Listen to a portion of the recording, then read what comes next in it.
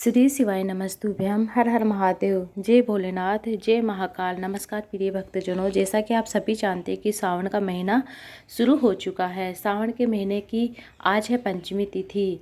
आज मंगलवार का दिन है और 15 जुलाई मंगलवार का दिन है। सावन के महीने की पंचमी तिथि है, तो ये बहुत ही विशेष है। चाहे सावन महीने की शुक्ल पक्ष की पंचमी हो, चाहे कृष्ण पक्ष की पंचमी हो, चाहे नाग पंचमी हो, आप लोग को एक बहुत ही सरल सा साधारण सा उपाय करना है। चाहे नाग पंचमी हो, चाहे सावन महीने की शुक्ल पक्ष की हो, चाहे कृष्ण पक्ष की पंचमी हो, शिव जी पर जल चढ़ाना है और आपको मंदिर में जाना है। सावन के महीने की पंचमी के दिन अगर देवादिदेव महादेव पर चढ़ाई गई एक समी पत्र, ध्यान से सुनिएगा, शंकर भगवान पर चढ़ाई गई एक समी पत्र आस्तिक मुनि का नाम लेकर, फिर से सुनिएगा कि आस्तिक मुनि का नाम लेकर हम समी पत्र को वापस प्राप्त करके अपने घर के दरवाजे की चौखट पर या घर के दरवाजे पर इधर उधर रख देते हैं या घर के दरवाजे पर बांध देते हैं, तो सर्प हमारे घर में प्रवेश नहीं करेगा। हम अपने घर के बगीचे में, हम घर के आंगन में, कहीं पर भी हम समी पत्र को, पंचमी तिथि पर चढ़ाए गए समी पत्र को हम कहीं पर भी अपने मेन दरवाजे पर बांध देते हैं, तो हमारे घर में कभी भी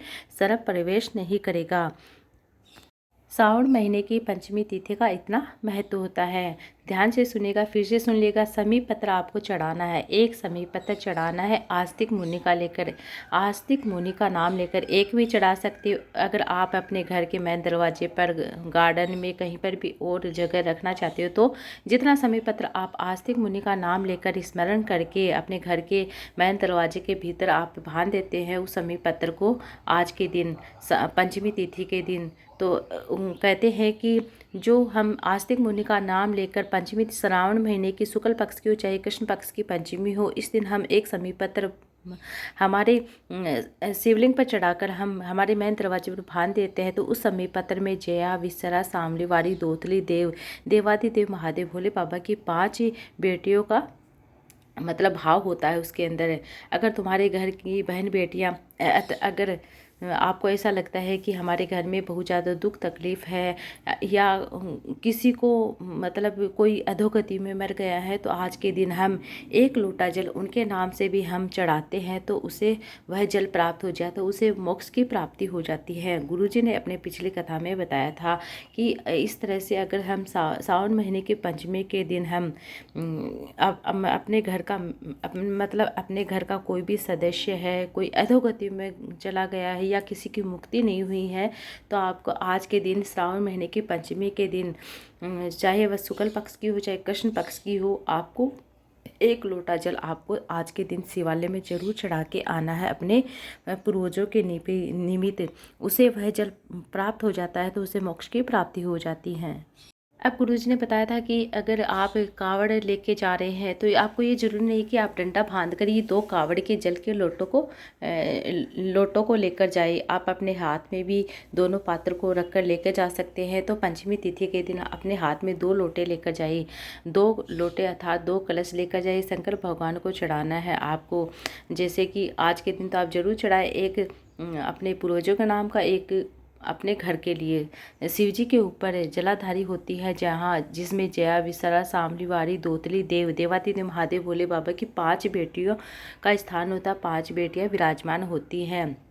जब जैसे कि हमारे घर में कोई भी अधोगति मर गया है, कुंवारी अवस्था में चला गया है, गर्भ में मर गया है, गर्भ के बाहर निकलकर मर गया है, कुंवारी अवस्था में चला गया है, श्रावण महीने की दोनों पंचमी पर परिवार का अगर कोई एक व्यक्ति भी जल चढ़ा देता है शंकर भगवान की शिवलिंग पर, वह सर्प की योनि में नहीं जाता है। जीव की उससे मुक्ति मिल जाती है, प्रेत योनि में नहीं जाता है, सर्प योनि में नहीं जाता है। तो आपको आज के दिन 2 लोटा जल लेकर जाना है अपने पूर्वजों के लिए। प्रेत योनि में, सर्प की योनि से मुक्त हो जाता है। हमारे यहाँ सर्पों की पूजा क्यों की जाती है, ध्यान से सुनिएगा। कौन सी तिथि होती है? पंचमी तिथि, नाग पंचमी के दिन हमारे यहाँ नाग पंचमी के दिन सर्प की पूजा की जाती है, पूजन किया जाता है। नाग पंचमी का मतलब होता है शंकर जी के मंदिर में जाकर 1 लोटा जल समर्पित करना। अर्थात हमारे परिवार में कोई भी कुटुंब का, आसपास का 7 पीढ़ी तक कोई भी व्यक्ति है जो सर्प की योनि में चला गया है, बहुत ज़्यादा दुखी है, बहुत ज़्यादा तकलीफ़ में है तो उसे वह जल मिल जाता है और उससे मुक्ति मिल जाती है। इस तरह से आपको आज के दिन 1 लोटा जल 2 लोटा जल आपको लेकर जाना है। 1 लोटा जल आपको उनके लिए चढ़ाना है, 1 लोटा जल आप अपने परिवार के लिए चढ़ा सकते हो। पंचमी का बड़ा ही महत्व होता है, श्रावण महीने की पंचमी का, जैसे कि आपको आज के दिन ज़रूर करना है। उस व्यक्ति की मुक्ति हो जाती है, उसे मोक्ष मिल जाता है। इस तरह से आपको आज के दिन चढ़ाना है। पंचमी का भी बता दिया मैंने, 2 लोटा जल का भी बता दिया। अब श्रावण महीने का बड़ा ही सुंदर महत्व होता है, बड़ी सुंदर कथा है कि अगर आप श्रावण के महीने में शिवलिंग 5 जगह ऐसी होती है जहाँ पर आप अगर चंदन का लेपन कर देते हैं, किसी भी तरह की विपदा हो, बाधा हो, तकलीफ हो, कष्ट हो, दूर होता है। 5 स्थान जान लीजिए, समझ लीजिए कौन कौन से 5 स्थान होते हैं। सबसे पहले शिवलिंग को जो बीच वाला मध्य भाग होता है वहाँ पर आपको बिंदी लगानी है। सबसे पहले जान लीजिए कि शिवलिंग के ऊपर किसका कौन सा स्थान होता है। सबसे पहले शिवलिंग के ऊपर जो राइट साइड में गणेश जी का स्थान, लेफ्ट साइड में कार्तिक जी का स्थान और बीच में माता शोक सुंदरी का स्थान होता है। जो गोल कटी भाग होता है वह माता पार्वती के हस्तकमल होते हैं। तो अब मैं आपको बता दूं कि 5 स्थान कौन से। पहला स्थान भगवान शंकर के पूरे शिवलिंग का जो मध्य भाग होता है वहाँ पर आपको एक बिंदी लगानी है या त्रिकोण लगा सकते हैं।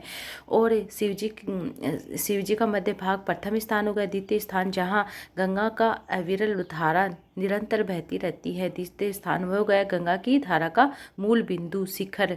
पहला हो गया शिवलिंग का बीच का, दूसरा हो गया गंगा की धारा का मतलब ऊपर का जो मेन बिंदु होता है वहाँ पर लगाना। तीसरा स्थान हो गया कि आप, और तीसरा स्थान हो गया पहला, दूसरा, तीसरा स्थान हो गया जो गोल कटी भाग होता है जहाँ माता पार्वती के हस्त कमल विराजमान हो वहाँ पर आपको लगाना है।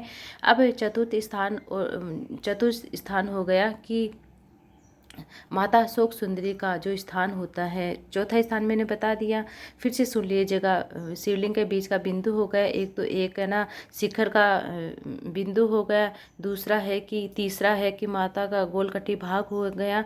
चौथा है मतलब चौथा है माता शोक सुंदरी का स्थान हो गया।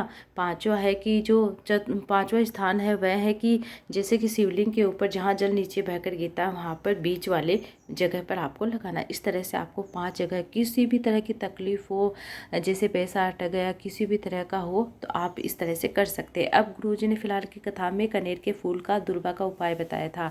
तो आपको क्या करना, घर में बहुत ज़्यादा दुख तकलीफ चल रही है, कष्ट भरा जीवन चल रहा है, कोई पैसा अटका हुआ है, तो आपको कनेर का फूल श्रावण महीने में जितने सोमवार आते हैं, रविवारी, सोमवारी और मंगलवारी, कौन कौन से, फिर से रविवार, सोमवार, मंगलवार 3 बार, प्रथम दिवस में 1 कनेर का फूल, दूसरे दिवस में 5, तीसरे दिवस में 3 कनेर का फूल आपको शंकर भगवान की शिवलिंग पर चढ़ाना है। साथ में एक बेलपत्र भी आपको समर्पित करना। जितना भी अटका हुआ प्रॉपर्टी से संबंधित हो, किसी भी तरह का कोई भी हो, पैसा हो, वह उस समस्या से आपको भगवान निकालेगा जरूर। वह अटका हुआ धन आप तक पहुँचेगा जरूर। सावन के 4 सोमवार पड़ रहे हैं तो आप 4 सोमवार आप ये उपाय जरूर से करके, अभी तक आपने नहीं किया है तो आप जो दूसरा सोमवार आएगा इससे आप कर सकते हैं। आप समर्पित जरूर करें। पहले दिन आपको 1 कनेर, दूसरे दिन 5, तीसरे दिन 3 कनेर के फूल अर्पित करने हैं। रविवार, सोमवार, मंगलवार इस तरह से एक एक बेलपत्र आपको अर्पित करना है। अटका हुआ धन है, प्रॉपर्टी है,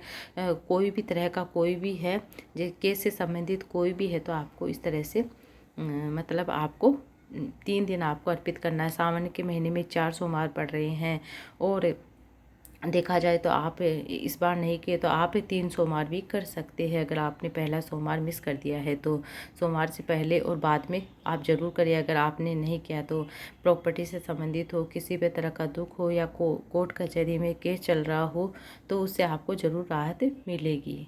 आपको बता दूं साथ ही साथ जो सावन महीने की शिवरात्रि है उसका बहुत ही विशेष महत्व होता है। फिलहाल की कथा में गुरुजी ने उसकी सामग्री के बारे में बताया। पार्थिव शिवलिंग का निर्माण कर पूजन अभिषेक सामग्री के बारे में बताया। 23 जुलाई को सावन की शिवरात्रि है। सावन की शिवरात्रि पर गुरुजी 7 बजे से 8 बजे ऑनलाइन पार्थिव शिवलिंग का पूजन अभिषेक करवाएंगे। पार्थिव शिवलिंग का निर्माण आपको पहले ही कर लेना है।